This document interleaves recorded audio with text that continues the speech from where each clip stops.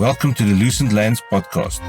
We have identified the need for a platform where industry leaders and innovators in the agricultural sector can share their stories and inspire others. We hope you enjoy listening to this as much as we enjoyed speaking to these people. Welcome. So, Mike, thank you so much for taking the time to speak to us. Pleasure. The general public knows that there are issues with bees, but they've got absolutely no idea. Equally, we don't really have any idea. So we thought we'd take the trouble to come and chat to you and for you to tell us what your job is and tell us about what the challenges are. Who you are. And who you are. Because if we speak to people outside, we say we're going to speak to Mike Allsopp, Mr. B. That's what they say. So we would just like to, we want to get it from the horse's mouth, how it works. Okay, so who am I? I'm Mike Allsopp. I'm the head of the ARC Bee Research Section in Stellenbosch. I'm also the Bee Research Section. I'm also South Africa's Bee Research Section and Southern Africa's, and so there's basically no other bee research capacity, agricultural bee research capacity as compared to academic bee research south of. You could argue there's some in Kenya, but definitely nothing south of Kenya. It wasn't always this way. Historically, going back 25, 30 years, we had fairly well-established bee research capacity. We had two sections in what used to be in the government, and now we've moved across into the ARC when the ARC was formed, one in Pretoria and one in Stellenbosch. At its zenith, when I became head of the bee research section, which was something 97 or something like that, we had 17 people. We now have one. So that's the reality of where we are. What happened to those people? They retired. They moved on. Did any of them go abroad to other opportunities? No. They're mostly just retired. The ARC has struggled to fund certain elements of its. It's struggled in general, but certain elements have struggled more than others. So the sectors of the ARC that are commodity based have largely done better, because they have been allied to particular resource funds, whether it is Vinpro funding, the Bay, or etc. Let's just call them the public good components of the ARC have done less well, because they are allied essentially to government funding, and government funding has become more difficult as it is reduced over time. Parliamentary grant funding has reduced over time, and those components have shrunk. So here we're talking about things like, locusts which closed, and queen ears which is closed, and nematode research, and foot and mouth research, and things as issues at the moment as mopping up, and weather services, climate. Our whole climate division basically closed. Biocontrol. All the things which the funding comes directly from government have got smaller and smaller. Within the biggest section, the biggest institute in the ARC, which is plant protection, that's changed, used to be PPRI, is now plant protection and health. Things like national collection of insects, national collection of spiders, all those, virology, all those types of things, those require funding. Those are not commodity-based funding things. The stuff that you need to check on customs, imports, and all that sort of stuff. And those are the parts that have struggled. And bees falls under that. Why you might think bees has a vocation, a funded vocation. It doesn't really. Beekeepers don't make a lot of money. The value of bees is through growers, not through beekeepers. So beekeeping globally is never really been sort of a funded, or it's always been a national. Everywhere else in the world, it's viewed as a national responsibility. South Africa also partly, I think we've created a lot for our own back with our user pays and things. It's quite difficult to make user pays work for beekeeping, which is the ultimate public good type thing because of the value adding through pollination, etc. That's a very long answer to what do I do. What do? I do everything to do with bees. Comes to my desk one way or the other. Depends on, within the ALC these days we're required to generate funds quite a lot, so I do a lot in that sort of vein. So to a certain extent I go where the funding is. In recent times I've done quite a lot of work on macadamia pollination for SAMIC. Prior to that, I've done, in the last decade I've done a lot of pollination work for Sunsaw, for Hortgrove, for SAMIC.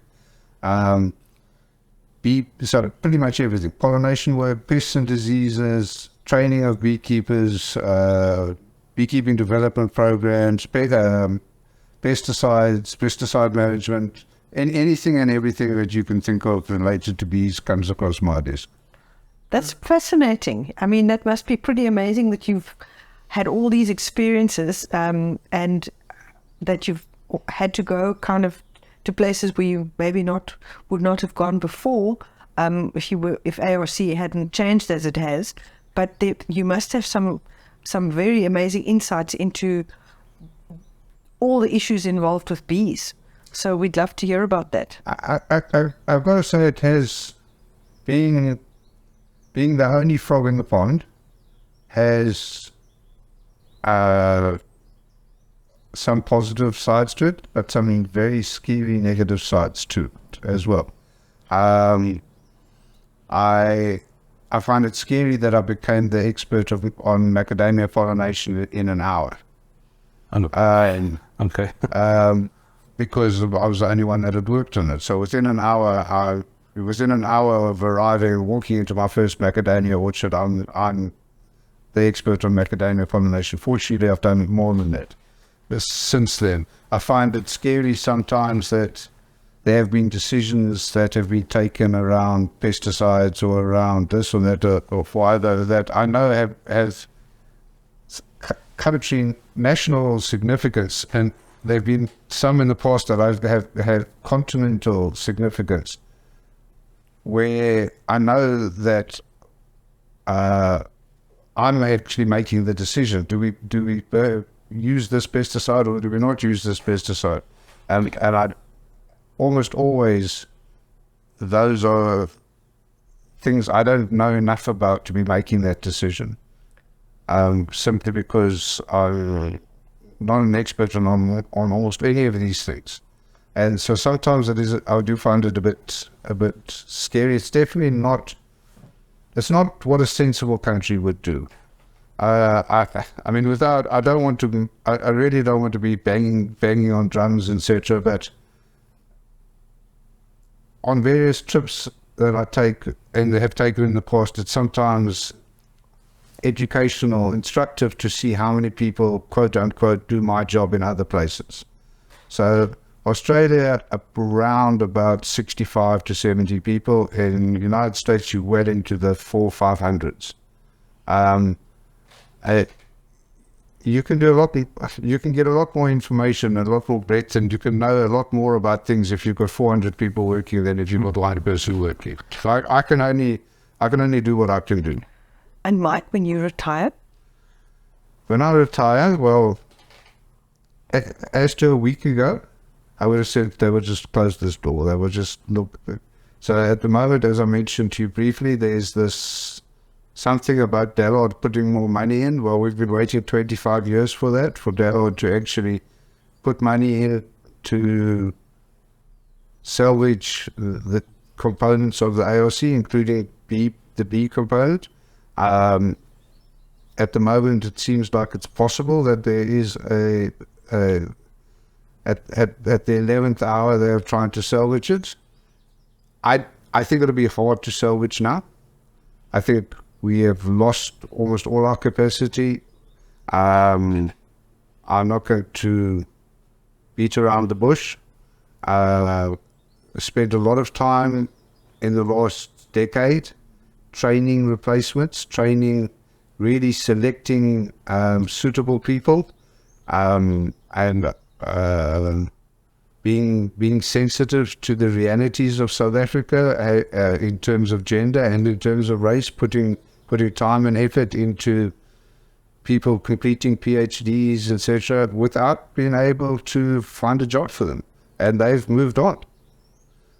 Whether we could still get them back, I don't know. But we've got one, with my supposedly chosen replacement, or is currently working in China or going to China because he couldn't get a job here. So I think it would be difficult, but I hope. The reality is the importance of bees. Everywhere you look, bees are so important, critically important, etc. We are the only country in the world that has no extension service for bees. Botswana has a 25-person extension service, which is vastly more than they need. We have no extension service. There is no. If you were to try find the desk in the government responsible for bees, you will search for the rest of your life. There is no such thing. Government in South Africa does not take responsibility for bees in national government and provincial government. And over the years when I've had occasion to have meetings with senior government officials, including a current minister or a current Premier of the Western Cape, who was previously in his previous portfolio of Agricultural Minister, MEC, he asked me what I needed, and I said, I need you to take responsibility. My answer to Dewald, whatever they are, has always been for them to take responsibility. Currently, they do not take responsibility for any bee-related matters really in South Africa. And while that is the case, we will struggle to actually progress. That is, I think that's, like you said, everybody's talking about the future of bees and all this, but what is let's say they take interest, what can happen, and if they don't and you retire, what could happen? So we are cursed and blessed by the same thing. Okay. We have an extraordinarily resilient bee population which has survived seemingly without too much damage the arrival of all the major bee pests in the world. So varroa mites came and people said that's going to be the end of your bees, and it's not been the end of our bees. American foulbrood has come and it hasn't wiped out our bees. Our bee population remains vigorous and it remains healthy, and almost despite us. And the growers that are so dependent on bees have always been able to get enough bees. And sorry, are you talking about indigenous South African bees? Just in the case of the Cape honeybees. Cape honeybees and African honeybees. So the two types of bees in South Africa. Yes.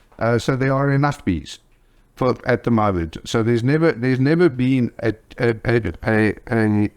serious shortage, a serious problem. But in the last 5 to 10 years, we've been sailing ever closer to the wind in terms of whether there are enough. And you're getting growers that are getting to a situation that they're phoning around and they're trying to get 200 colonies in or 600 colonies, and they're not finding that there are enough colonies available. And beekeepers are increasingly struggling to deliver the types of numbers that they need. So what can happen? Two things can happen. One thing that can happen is that we can have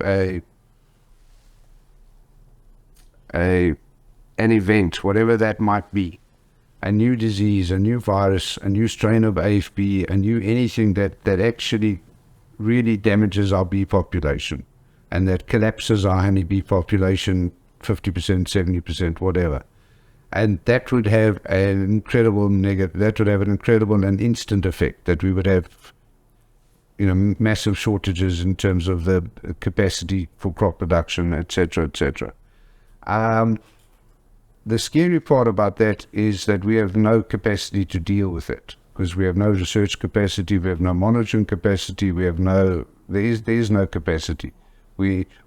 If we are currently using 95% of our bees and we suddenly wipe out 50% of our bees with some perturbation coming in, then the impact is, and we wouldn't really, our strategy in dealing with all these issues has been, our default strategy is just leave the bees alone. They will sort it out by themselves.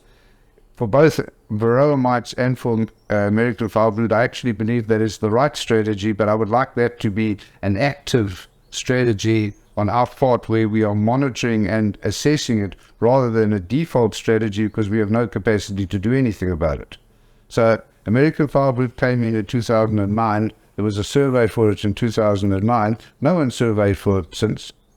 So since 2009, I know more about American foul brood in South Africa than anyone else in terms, because that's, What is American foul brood? American foul brood is a global bacterial disease of honeybees, which has caused huge problems since about the 1870s, and it historically was never present in Africa or including in South Africa. It was first detected here in 2009. It is spread throughout the Western Cape, pretty much throughout the Western Cape, and depends who you speak to.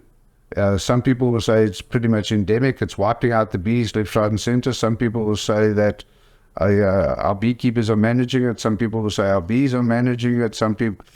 The answer is no one knows. Absolutely no one knows, because except for that very first survey, there have been no surveys or no monitoring since 2009.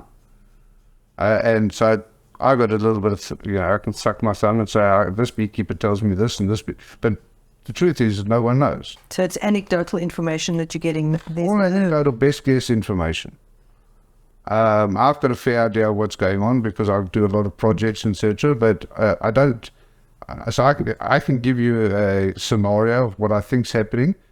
I can't defend it with evidence because there is no evidence. There's no data. So this project that is now suddenly popped up with Dewald is to do a 5-year monitoring on AFB and to put in place proper monitoring and proper assessment. If that comes about, that'll be wonderful.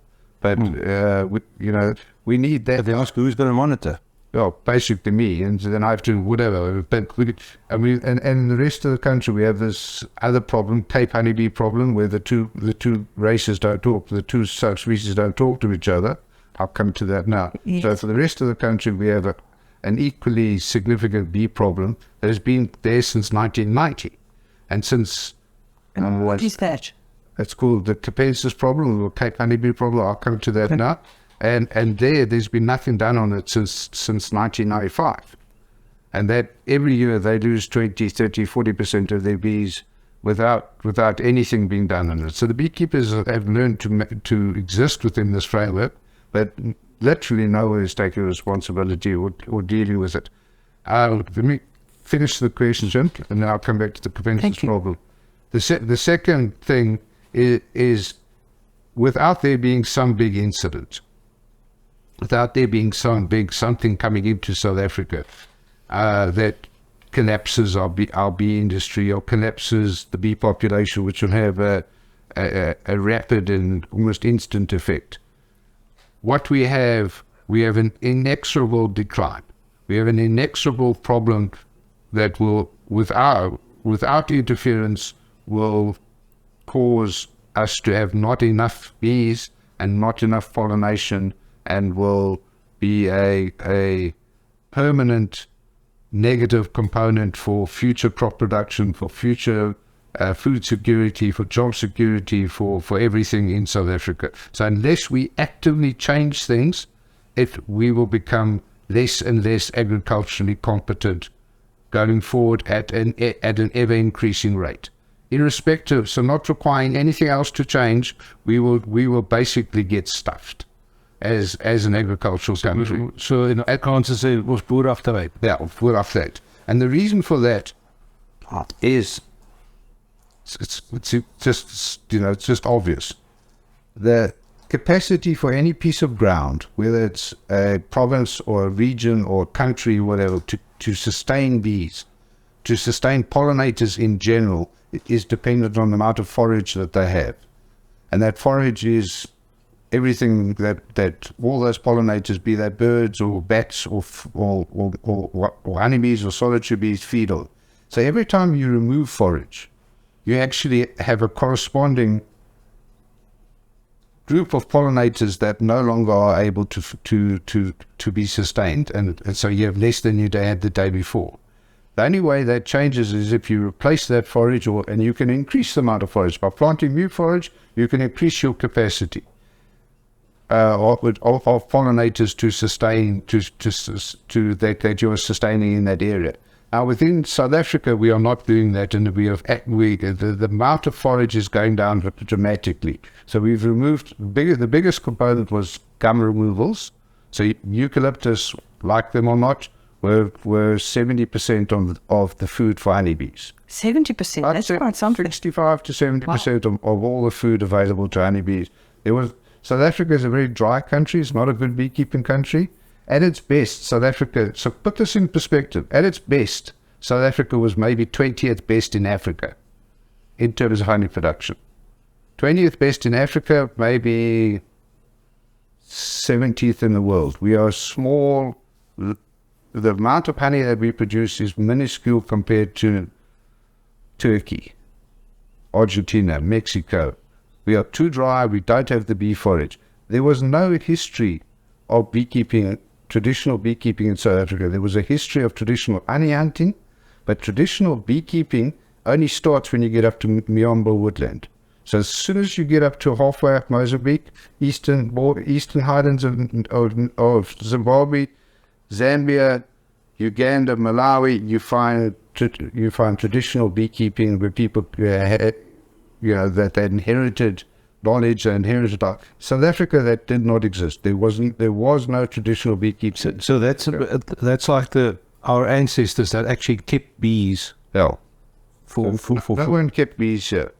No one. There's no record of that the Khoi or that anyone kept bees here. Too dry. Bees are too migratory.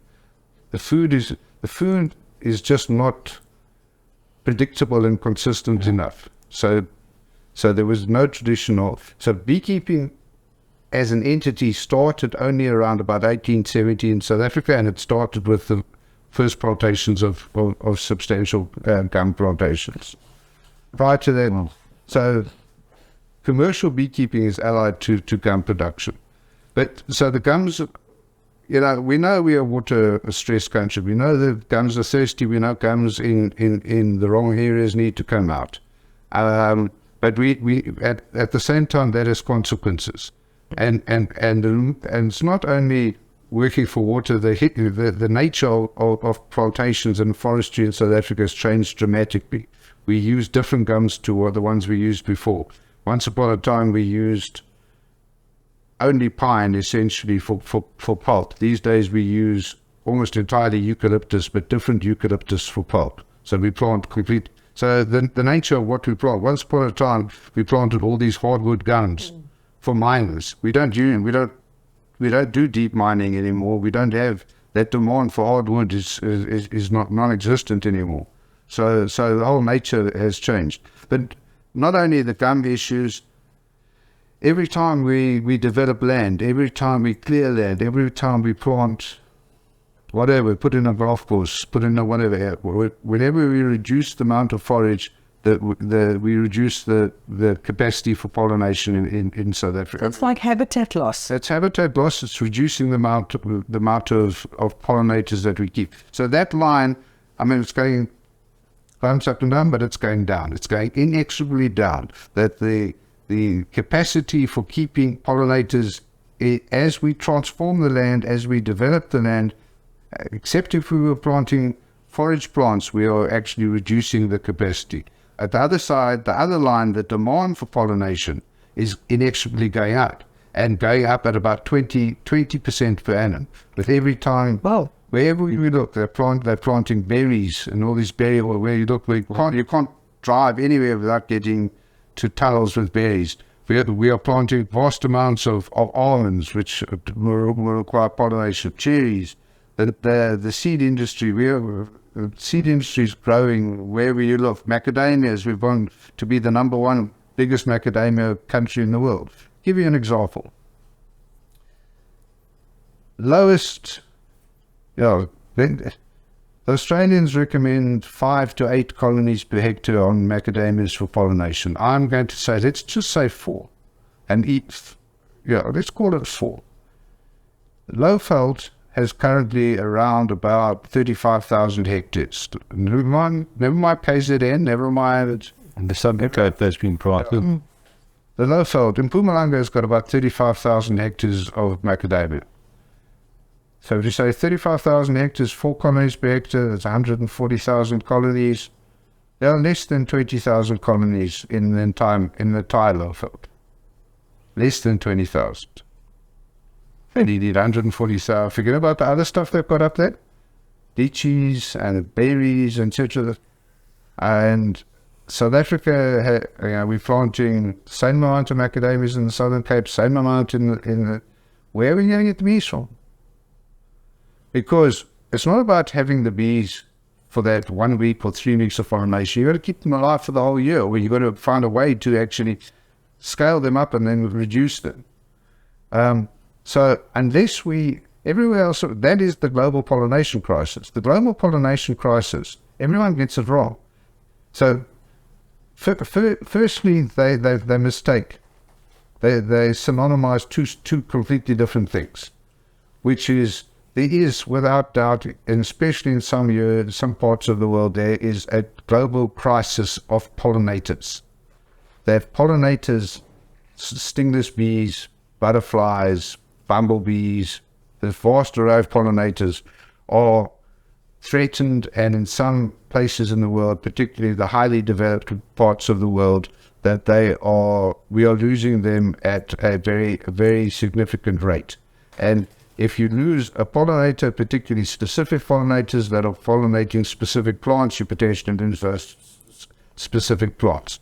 But there's no real evidence that these pollinators are being lost at any rate more rapidly than other sensitive groups like frogs and bats, etc. So those losses are simply related to how humans are stuffing up the planet. And we are getting rid of sensitive organisms. And absolutely, we need to address that. And the pollinator initiatives, etc., seeks to address that. But that is different from commercial pollinators.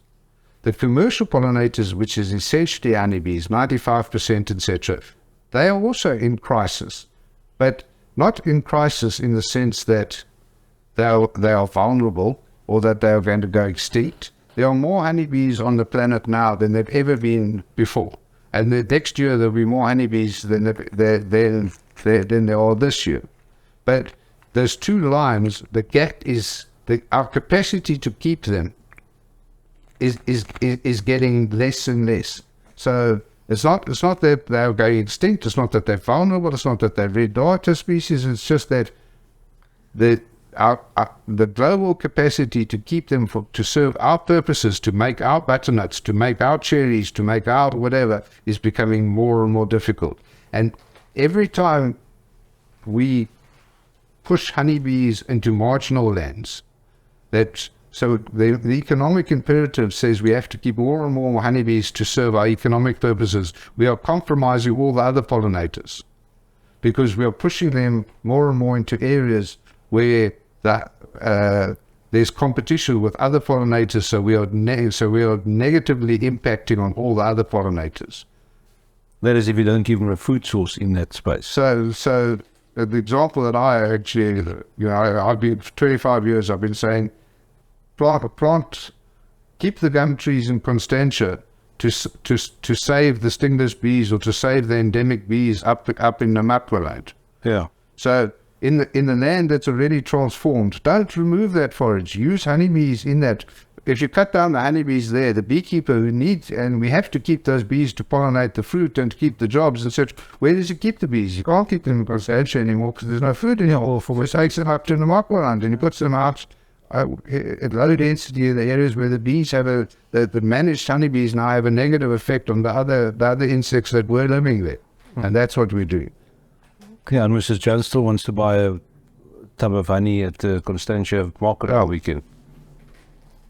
Okay. Very interesting. You mentioned the Cape honeybee and the other, so would you please expand on that? Because that sounds very So interesting. that's pretty much my whole work life, 13 years. First, we have 2 types of honeybee. So how much detail do you want? Oh, you can Oh, yeah, we came to hear what you have to say. So, honeybees. What we call honeybees, Apis mellifera, what most people call honeybees, Apis mellifera is a single species, found in Africa and Europe and passes into a little bit of Asia. And actually more correctly is known as the Western honeybee. And as I say, just one single species. There's a whole lot of other species of honeybees that exist in the East, in India and in China. There's about another, depends who you believe and depends on the time of the year, but there's about 10 species there. So there's dwarf honeybees and eastern honeybees and giant honeybees and et cetera, et cetera. But the honeybee that we know of and globally that everyone knows of, it's just one species, Apis mellifera. And historically Africa and Asia, Africa and Europe, known as the Western honeybee. And within that historical range, there are around about 20 different types, subspecies, races, whichever term you want to use.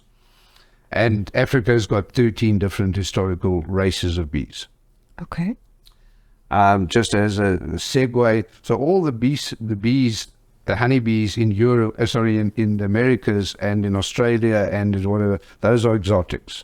Those are European bees. There are no honeybees. There are no indigenous honeybees in the Americas. They were taken there. There are no indigenous where they were originally known as the white man's fly.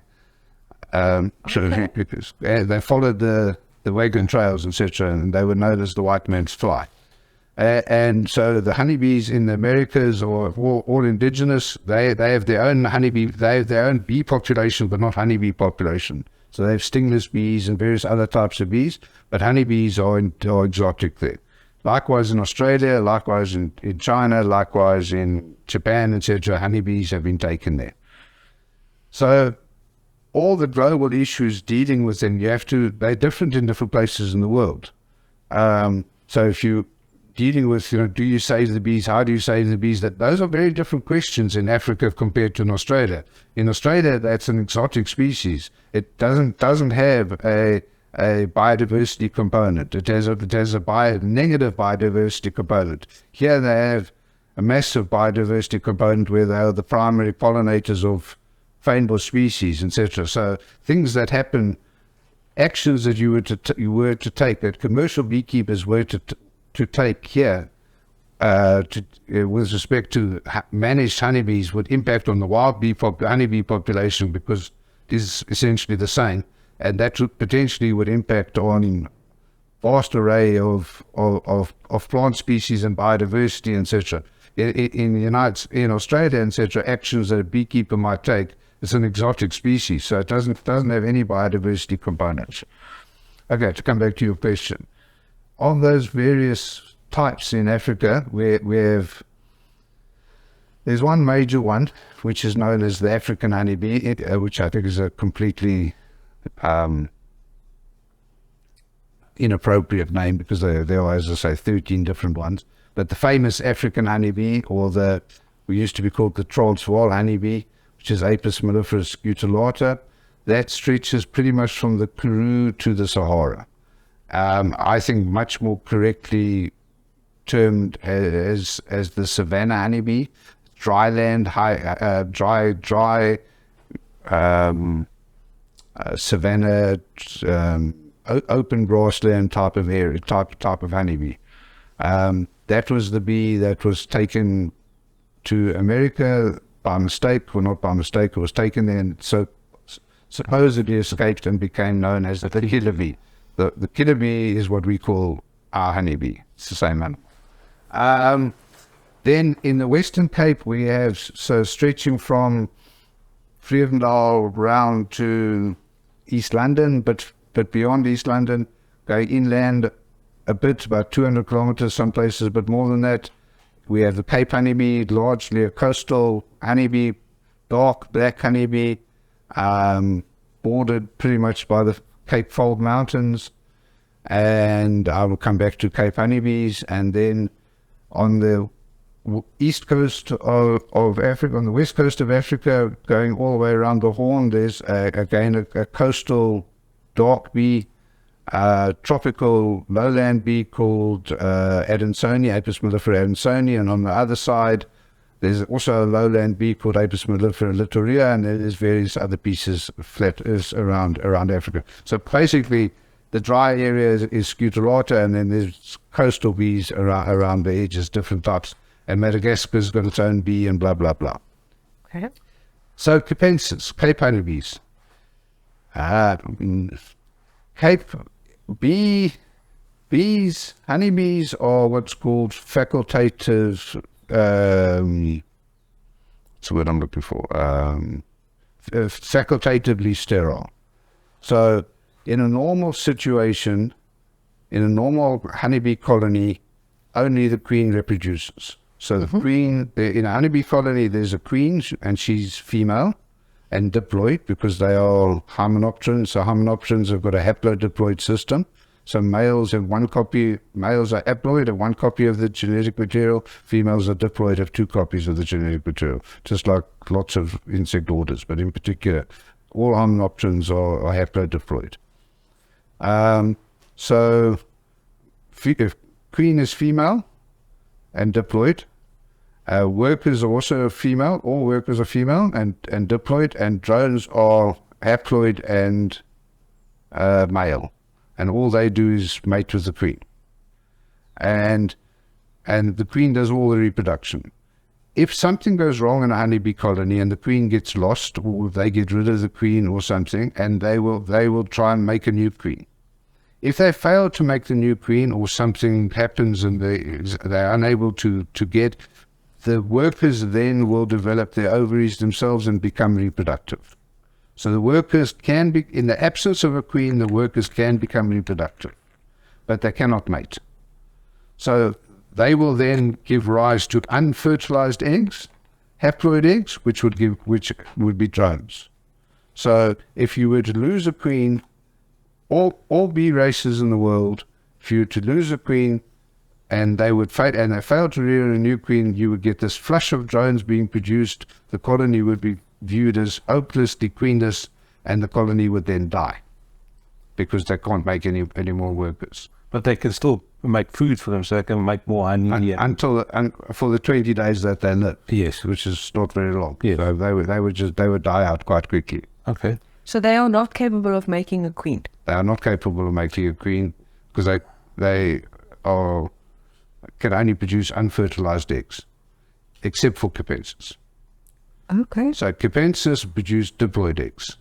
So Capensis workers, in the absence of a queen, actually produce diploid eggs they essentially clone themselves by a process of something called thelotopous parthenogenesis.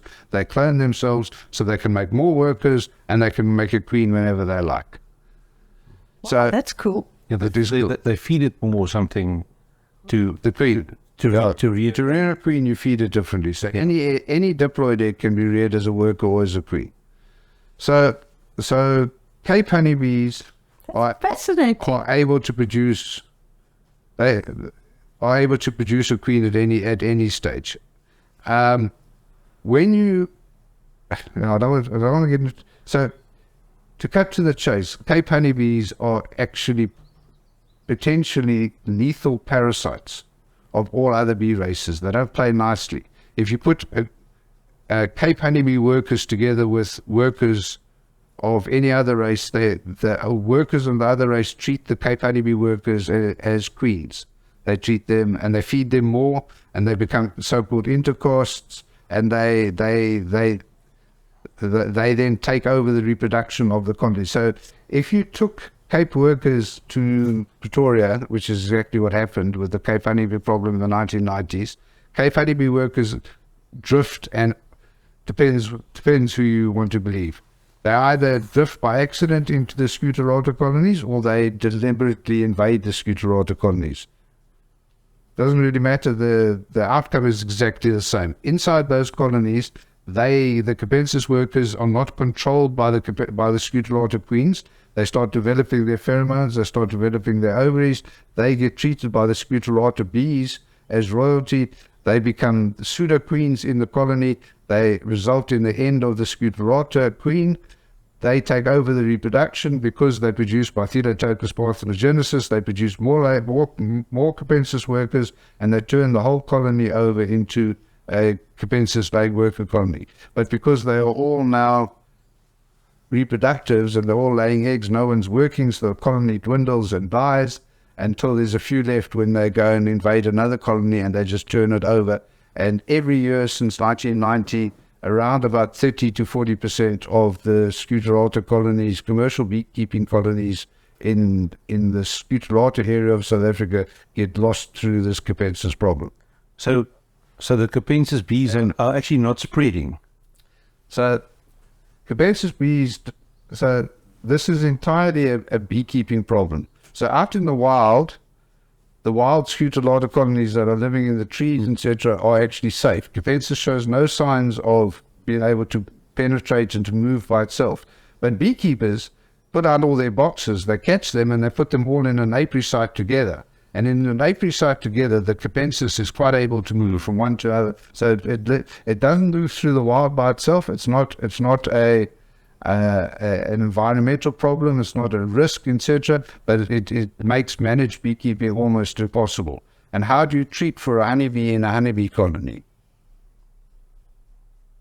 Yeah. And the Capensis problem has been intractable for 30 years, and researchers have come from all over the world to try and understand exactly how Capensis works.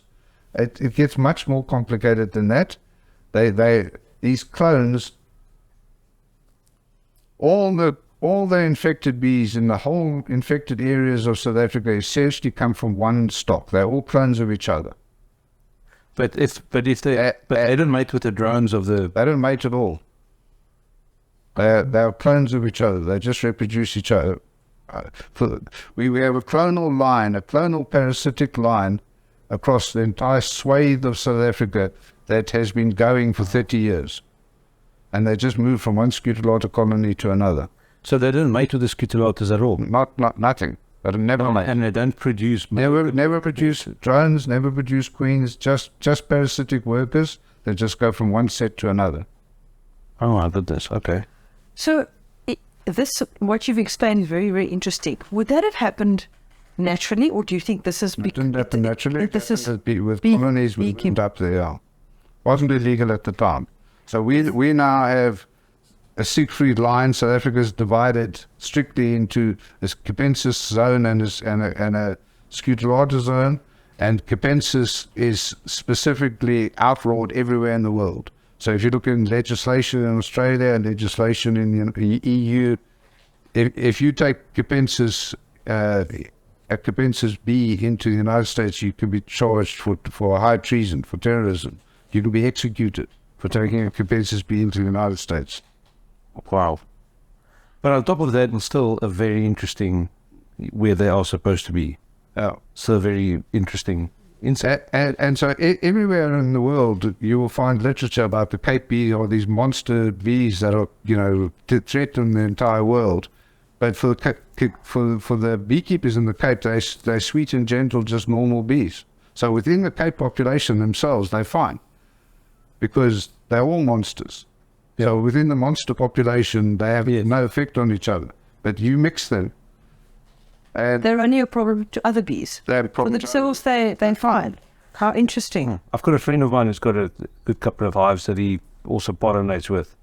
And you look at these videos on TikTok and YouTube where the beekeepers overseas, they stick their hand in, they take the queen out and all that. He says, they're not Cape bees.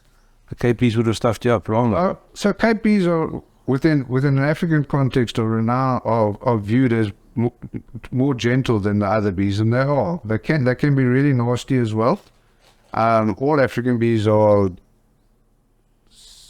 seriously more defensive than, so I would never talk about aggression, they're more defensive than European bees.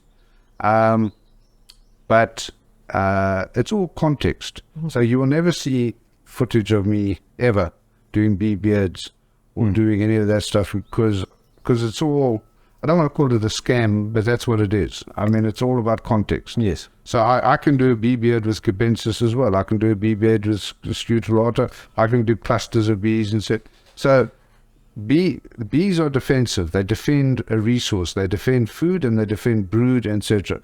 So every time you see incidents in the press, etc., you get a swarm attacked people, and swarms never attack people. Swarms make a lot of noise, etc. So swarm is one that a colony, honeybees reproduce by swarming. So when a honeybee colony gets too big, it then splits in half, and half flies away and goes to a new place, and the old queen leaves with half of the bees, and they go to find a new home, and that might be 50 kilometers away, and then a new queen comes out and she mates, and they carry on. So that swarm, when they are moving, they're visually very active, etc., but they're not. They have no resources, and so they don't defend anything. So a swarm, when it moves into a box, traditionally you can go and grab the queen with your hand and walk away with the swarm on your arm. And if you create an artificial swarm, so if a colony of bees without any food, they immediately lose almost all of their defensiveness. So you can. The word is used, and you can demoralize a colony. So if you take it, we can go to this colony right outside, it's full of nonsense. It's the one I say don't look at. There's a nonsense colony that. If I took that colony out, took the queen out, and I took them away from all their food, took all their food away, just shook them there, you go there tomorrow, maybe one more day, two days, they'll be like little gentle puppies. That's what you can put them on your head, etc. And these people, they would get queen lures, or the pheromones, and they pin them to their bodies, and then the bees all sit in them, etc. And I just think it's completely irresponsible stuff. It's like saying, let's drug some lions with some nice narcotics so the lions all droopy, etc. And look, these lions are fine, you can play with them. It's this year has been a bad year for honeybees in terms of defensiveness. For beekeepers across the board are all saying that the bees are more defensive this year in general than they've ever seen them, and I agree. I've never seen our bees to be as grumpy as they had been this year. And I think that's because there's almost no honey out there. It's just unbelievably dry, and there's very little food. And when there's no food, the bees are very grumpy. Point I was getting to is honeybees don't even. So I don't want to badmouth honeybees either. But honeybees don't have an off switch. The entire system. Where a bee stings you, it releases all kinds of alarm pheromones, which activate another bee, and then active bees, and other bees will come and sting you, etc., etc. So, if I was to take you and tether you to a tree outside the colony and go kick the colony, you would die. There was no other outcome. You could talk, you could be sweet, you could talk to them all you like, but if you had no protection, a bee would come sting you, and then because you couldn't get away, more bees would come sting you, and they would kill you. It's as simple as that. That's what will happen. The only way for that not to happen is for you to be covered with stuff or protected, or for you to get away. Then it's not that they're going to chase you hundreds of kilometers, but anyone that's restricted close to honeybee colonies and cannot get away, like a dog in a backyard, or like animals in a backyard when they cannot escape, when the bee colony actually loses its loses its temper because of someone cutting grass or something, animals die, people die, and that is just what bees do. There isn't okay, we've stung him 10 times, now you learn his lesson. That doesn't happen that way. The only way it stops is if you give far enough away. And people, so I mean, we've had at least 4 people stoned to death this year. Sure. There've been at least, there's been some in the Cape. There was two in consecutive days, one in Pretoria and one in Northern. So these incidents have, if you look, and I don't follow them, etc., but they're probably 20, 30, 40 a year. People getting stung to death by bees. And then people are more afraid of sharks. People are afraid of weird things. Okay, so Very interesting. everything you said has been very interesting. The reason, one of the things that made us want to come and speak to you is that there's so much Hype. buzz and hype and whatever made about bees in the press. And no one really knows why, what's the issue, where are we going. You've done an amazing job explaining how basically a lot of it is loss of habitat and also that they don't have forage. But if you, from today looking forward in our country, what can the agricultural sector do, and general people also do, to alleviate the problems that we are experiencing with lack of forage? So I'm fond of saying that we had the 3 horsemen, but then I add a 4th horseman as well sometimes. The 3 horsemen of our honeybee apocalypse in South Africa are as follows: loss of forage, which collapses everything, and the only way to fix that is to plant forage, is to create forage. You can do short-term patches by having feeding systems, etc., but long-term you actually have to have forage. The 2nd horseman of the apocalypse is theft and vandalism. And theft and vandalism, it adds 50% to our operational costs, because we have almost everywhere in the country theft and vandalism of beehives is rife and getting worse.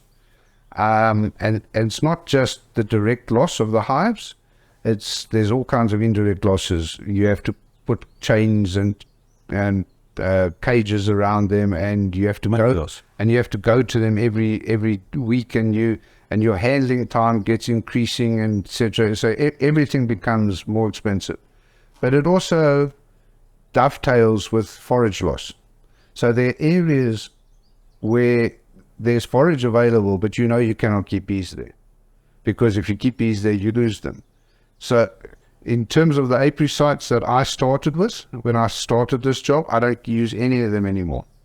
Of the 25 apiary sites that I used, I don't use any of them. I don't keep any bees on public land anymore, because it's just a takeaway. And I dry every day when I drive home and I drive back and forwards. There's places where I know I could sustainably keep 12 colonies there. I could keep 6 colonies there. I could keep 20 colonies there. But you just cannot keep them because the forage is there, but the protection is not. And we have whole areas of the country where there is no beekeeping. Northern KwaZulu-Natal, up around the Swaziland border, Piet Retief area. That used to be a really good beekeeping area. Used to be big commercial beekeepers there. There's no one there now. There's no one in that Ugi area, Maclear area, close to Lesotho. Lots of gum plantations there, no beekeeping there. Yeah, lots of forestry there. Lots of forestry, no beekeeping there. So there are areas in the country where the forage is just not accessible because of theft and vandalism. And this applies to your small beekeepers as well as your big commercial beekeepers. Would bees be living their wild, natural colonies? No, wild bees, yeah. Yeah. No, there'll be lots of wild, but there's no managed beekeeping there. And then the 3rd horseman of the apocalypse is too many damn beekeepers. Because everyone is saving bees. Everyone is keeping bees, and and there's this everywhere you look. We must save the bees, and it's everyone saving bees, and it's viewed as this great green hobby and the good thing to do, and everyone intrinsically understands carrying capacity. When you put sheep or cattle or whatever, you got a piece of ground. If you put 10 cows there, and they do well. If you put 20 cows there, they're getting skinny. If you put 40 cows there, they die. It's exactly the same with bees. There's X amount of forage. It's not that there's unlimited forage in the mountains, and when you have too many beekeepers and now you have so many non-commercial beekeepers, you have people that are not actually part of the pollination component or whatever, they're just keeping bees because they're going to save them. Yeah, you can't save all the animals. The only way to manage, the only way to envisage honeybees, beekeeping, the only thing that's comparable is fishing. There is a stock of fishing. You can't allow everyone to actually fish whatever they like. If everyone just takes out whatever they like, you have no fish. If you do not have control of crayfish, and you only allow two, there's no crayfish. If you allow anyone to actually fish whatever hake they want, you have no hake. If you allow everyone to be beekeepers, there will be no forage, there will be no food, that'll be the end of that. Other places in the world are grappling with the same problem and are dealing with it with one of two ways. You either, if you go to a place like New Zealand or Finland or Sweden, etc., when you register an apiary site, you have exclusive rights to that apiary site and you have exclusive rights to a particular distance around it. Every hive is registered and no one is allowed to put bees within 5 kilometers or 7 kilometers. So that forage is... There's a registry. That forage is yours and no one else is allowed to use it. There's supposed to be a registry in South Africa as well. I don't know how effective that is. In South Africa, there's no registry in terms of sites. There's a registry in terms of beekeepers, but not but that's just a paper exercise. Yeah. This is 100% a paper exercise. The only other way to do it is you actually have to put barriers to people becoming beekeepers, and they have to pass certain tests and have to be licensed and this, that. Unless we can actually control the beekeeping enterprise, that is the third horseman of the apocalypse. Beekeepers out there will tell you that those are the three, across the board, beekeepers will tell you those are their three big problems. No forage, there's too much theft and vandalism, too many damn beekeepers. Wherever they go, so sites where they've kept bees for 30 years, now they used to make honey and keep bees there, now they're surrounded by 25 other beekeepers. Then I'll add the fourth horseman of the apocalypse, and that is we have no research capacity, we have no development capacity, we have no capacity to deal with any of these things. We have no, I didn't really follow through. Every other country in the world deals with bees as a biosecurity risk. So it's all state funded and federal funded, and so they deal with it like they deal with water. It is a critical service. And national government deals with it here, and they have inspection services where they, and if you look in Australia, they have a varroa incursion at the moment that they're fighting, that they're trying to keep for. So they have hundreds and hundreds of government paid officials, trying to protect the bee industry because of all the value added down the line. We have no government inspection. There is no bee inspection service. Our neighbour here, Rio from Sale, is the government bee inspector of the Cape. That's not his job. He does that part-time. He's a liquor inspector. So he has a mandate to do some bee inspections when they give him time. But then that's not part of his job description. There are no bee inspection or services.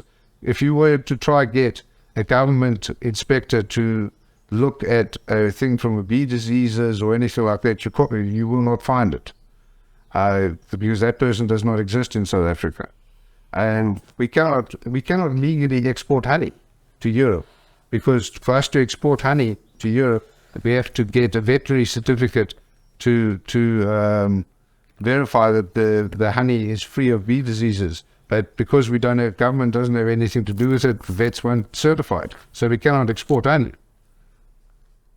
And importing honey? Importing honey is supposed to be irradiated and be tested, so you can import honey, but no one checks it or does anything. No. Just comes in. If they irradiate it, please correct me if I'm wrong, they just heat it up to a certain point, or do they microwave it? No, it's irradiated with gamma irradiation, same way as they would irradiate spices and herbs. So if it's done properly, it will get rid of everything that's in it. All the good stuff as well. The evidence is that there's not a lot of evidence, but the evidence on irradiation is that it actually doesn't really make a big change nutritionally, but there are people who believe that it does change things. I would say that there's still work to be done on that. So amongst all other shocking things you said about there being absolutely no government services, Aren't you? the thing that is on top of to add injury to insult is that because our government does not have inspection services, we are not able to export honey. We are not able to make any money abroad from exporting honey. So we can export honey to countries that don't require a veterinary certificate, etc. But that's There's over 5 the sanitaries that they've for the fruit. well. So there's historical reasons for this that may have had legitimacy once upon a time. So honeybees are not classified as animals in South Africa. They fall under plant health. They don't fall under animal health. Yes, I saw as we came here, we're becoming to plant health, and I wonder So in Department of Agriculture, they fall under Department of Agriculture splits into two: plant health and animal health. Everywhere else in the world, vets manage honeybees. Vets like they manage cattle and everything. In South Africa, vets do not manage honeybees because they fall under plant health. To export honey requires a veterinary health certificate because they don't fall under animal health. You cannot get a veterinary health certificate, so you cannot export honey. Why do they not fall under animal health? Well, a dozen times over the last 20 years, Department of Agriculture have told me, yeah, we've moved it across, but it never moves across. And it's still sitting in plant health. Okay, so what happened that you got involved with bees? Were you interested in it? Did it happen to fall on your desk one day, or what is this? How did you get here to where you are today? I was in honours and at Wits, and I was doing a standard zoology degree, and the one prof at the time was working on bees, so it might have happened inevitably because I did a project on bees during honours, but I really wanted to work on bats. Okay. But the equipment that I needed to work on bats was unavailable and too expensive. So if that equipment had been present, I might have not ever worked on bees. Once I started on bees, as I said, you become an expert very quickly, and it's sometimes hard to turn around. Not that I'm just picking my words a bit carefully. I like to say that there are two types of beekeepers, or two types of people that work on bees or that are involved with bees. One, that people are completely obsessed with bees, and that's a lot. Lots of beekeepers are entirely obsessed with bees. They cannot discuss anything else. They can't talk about including some researchers, and they have observation hives in their bathrooms, etc., and the works. And then you have people that are impressed with bees. I'm impressed with bees. I'm not obsessed with bees. I've become increasingly impressed with bees. I've been doing it more than 30 years, and I've become ever more impressed by bees, particularly these sweet little things that we have outside that are monsters to everyone else in the world. But I won't pretend otherwise. I love working with bees. There's millions of questions. I love the unintended consequences of being the big frog in the little pond, because I'm always doing new things. I'm always working on, every year there's stuff that comes across my desk that I've not worked on before, and so I get new insights and new interests all the time. But I'm not obsessed with bees. I don't keep my own bees. I've never kept my own colony of bees. I've no bees on my own. I will, mostly because I think it's wrong to actually have two hats. I will keep my own bees only when I retire, but I will never be a commercial beekeeper. I would have small numbers of bees, but I will always keep bees. So following the discussion and explanation about how Cape honeybees differ because of the way that they breed and their genetics, they must be of interest of... It's 5 Germans next door. I was just about to say, it must be of interest to the International Beekeeping Bee Studying Fraternity. They are the most researched and the most published population of bees in the world. Interesting. I get invaded endlessly by Germans and Australians and Hollanders, and they are very heavily researched, and it's much more complicated than I've described it. This clone has managed to retain itself without losing its genetic integrity for now over 30 years. That was a question of mine, as to how do you improve the genetics, or... There's scientific papers where it's referred to as the most incredible organism on the planet. Pence's one. Not just the most incredible honeybee, the most incredible organism on the planet. Okay, that's very interesting. And interesting that... It is completely and utterly... The beekeepers... I gave a talk to the beekeepers the other day about a detailed talk about this, about that the beekeepers in the Cape are almost entirely unaware of what an unbelievable animal they work with. They work with a standard honeybee, just like everyone else. They just don't know that this... What you explained. That this is the most... And there's much more to it. Yes, you can imagine. That this is just... I mean, I've had a 16-year collaboration with 2 Australians, which has just ended. And we've got over 40 publications, etc. on it. And so they've been here pretty much every year for the last 10 years. Sure. Incredible. So what is the interesting things about the... Let's talk about the Cape bees that Mrs. Jones out there just don't know about, or the average beekeeper don't know about them, that could be interesting to know?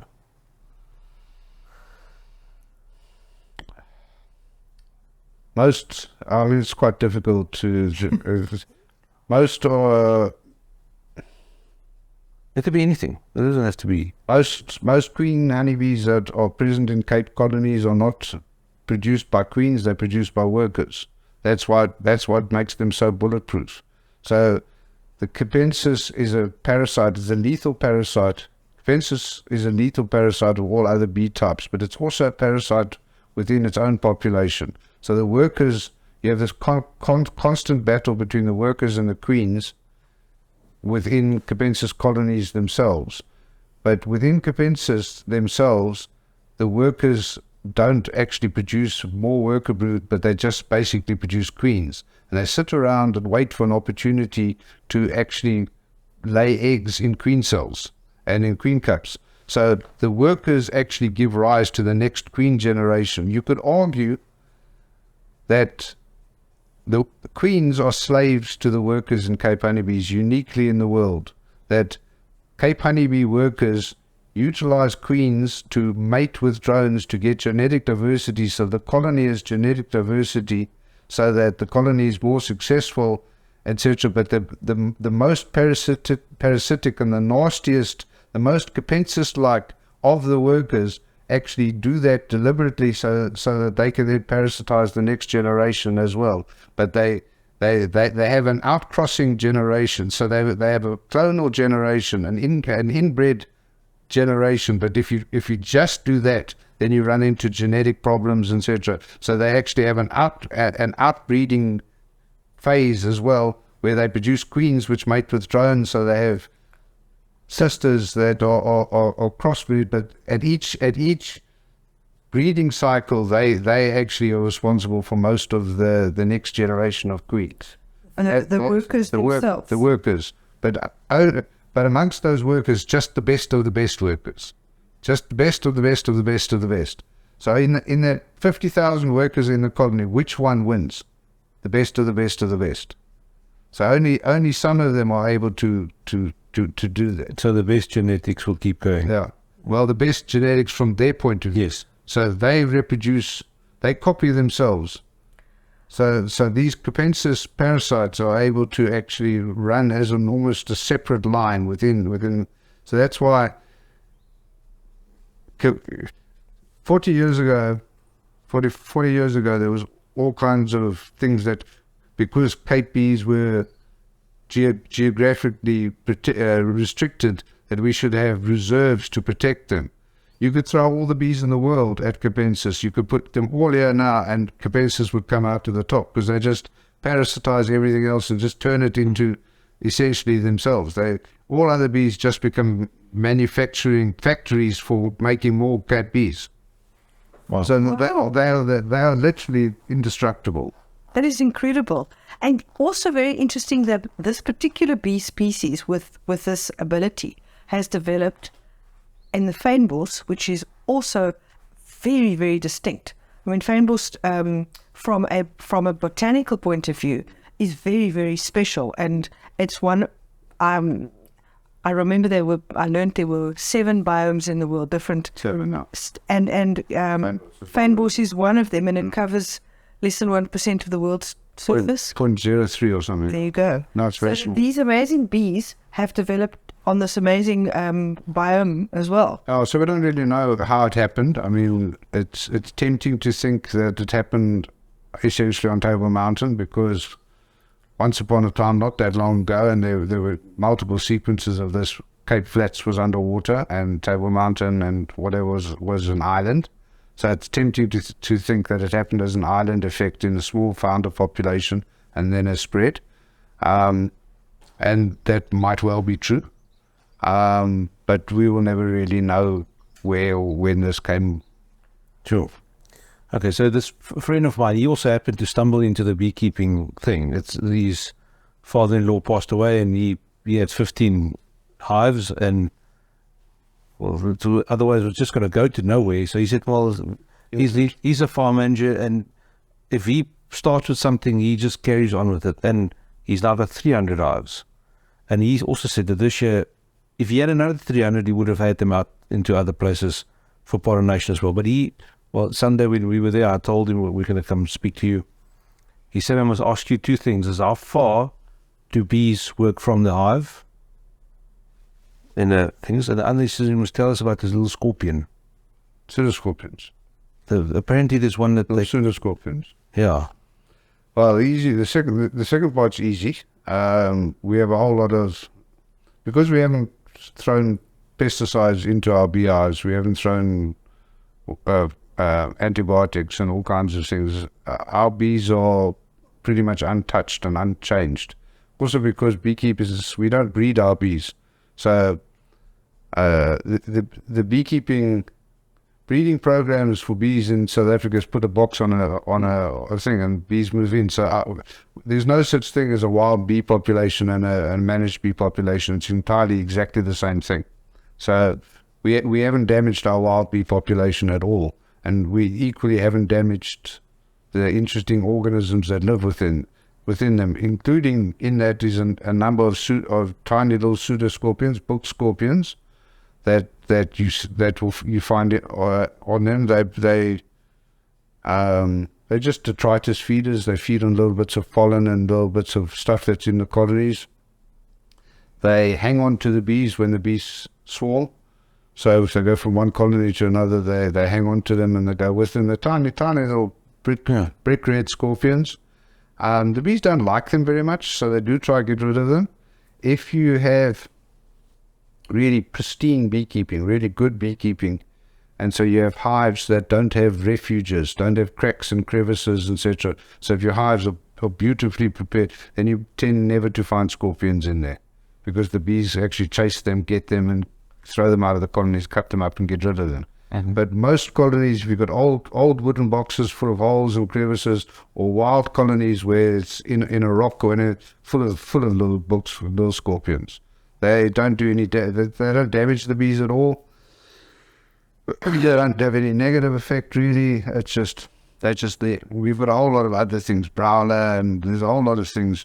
So it's not something that the bees keep to keep hive beetles and stuff? No, they get rid of them. Okay. If you put them in a nice pretty box, they get rid of them very quickly. Okay. They don't like that. Interesting. How far can a bee fly? So that's how far can bees forage. That keeps changing.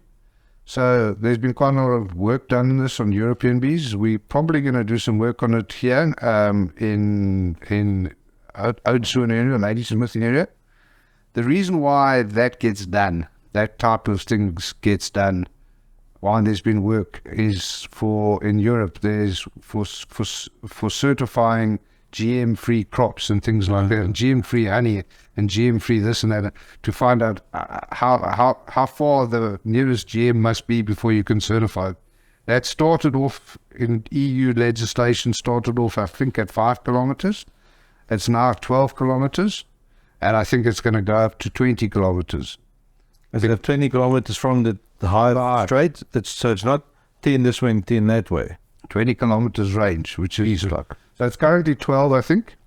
So you definitely can. There's definitely data that bees will forage 12 k's. Do they forage 12 k's? No, not normally. So it doesn't make sense. You would. I would say a sensible distance. A sensible thing is at any time you're going to expect 90% of the bees to be foraging within 2 k's. It depends how you say this. So in a wild setting, in a heterogeneous setting, you would think that 90% are going to be within 2 k's, 3 k's. If you had a colony, though, in an industrial setting, and there's a canola field 4.5 kilometers away, that's massive resource. 95% of those colonies are going to be flying 4 kilometers. Because they will find the field and they will all go to it, because that's a massive resource. So, safely 5 days. Okay. I've had bees at Cape Point, right down at the bottom, and they filled themselves up with gum honey, and the nearest gums are over the mountain. So that was more than 10 k's and 2 mountain ranges. And there are no other gums down there. So they definitely went 10 k's. Well, how do you test that? Do you catch them and see what you can do that way? But typically on the basis of forage. So if you know that the forage is this distance, you know where else could they get it. Yeah. Yeah. Wow. Yeah, I know we've got to finish up. So, one last question. Sorry, I want to stop at you. No, that's fine. It's been incredibly interesting. Thank you so much for your time. Pleasure. Anything that you would like to to the agricultural sector? Anything specific that I'll come back to your question, which I didn't answer. What can people do? Yes. So people can do lots of things. So there's little things. So every little bit helps. So planting bee-friendly plants in your garden, planting bee-friendly trees, planting this, all of that helps. But none of that is going to change the overall equation. The only way we change the overall equation is we actually need government-level decisions and actions to deal with the forage situation. To deal with the forage situation requires strategic interventions like water levy discounts and subsidies, etc. If you look at if freely downloadable on the web, or pollinator strategies, or call them pollinator strategies from EU, from Australia, from Ireland, from the United States. Those were led by the United States. One was led by Obama. He chaired it. It was the highest ranking committee ever formed. He had 10 of his cabinet, and I think the US only has 12 cabinet ministers. 10 of his cabinet were part of that committee, and they came up with a whole lot of interactions to try and change the trajectory to improve forage in the United States. We need to do similar things here. Vandalism and theft, somehow, but that's a global problem and a national problem, but the bee side is part of that. We need to deal with that as well. Buy local honey as best as possible. Educate yourself about it, but the number one thing is we need to pressurize and growers, grower organizations, grower bodies, food security things. We need to pressurize government to take responsibility. Like everywhere else in the world, it's not rocket science. We need to actually look at what governments everywhere in the world do to protect their bee population. Like we protect our water, like we protect our fisheries, we need to do the same thing to protect our bees. I can't do that. Beekeepers can't do that. Growers can't do that. Only government can protect the resource, and people need to actually get government to do that. Is it illegal to plant gum trees at the moment? It's illegal to plant certain gum trees under any circumstances. The ones that are listed as undesirables, the 6 species. The other ones all need a water license permit to plant. I see. But you can get a water license permit to plant them. You can get a forestry permit to plant the others in the right circumstances. Yeah, but it's not like a farmer can just say, okay, right, there's a corner of the farm I'm not using. I could plant a small patch of gum trees there. Legally, no. Legally, no. Yes, okay. Thank you very, very, very much. It's been incredibly interesting. It's a pleasure. And we will put this out there, and I think it'll answer many people's questions. And in fact, there's so much that's interesting in there. I think it's going to create a lot more questions. So we might have to come back to you sometime with specific questions.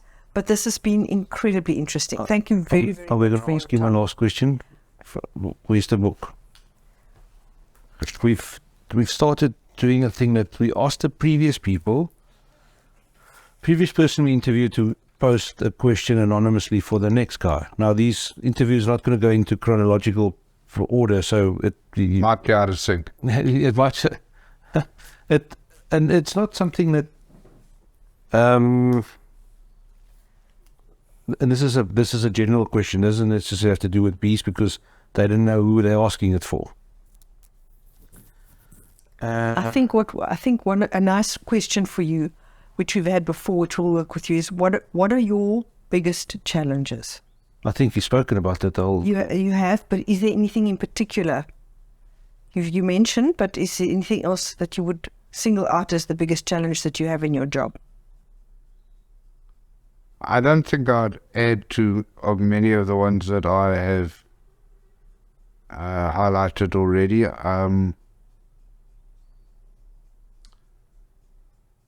If I don't want to be too.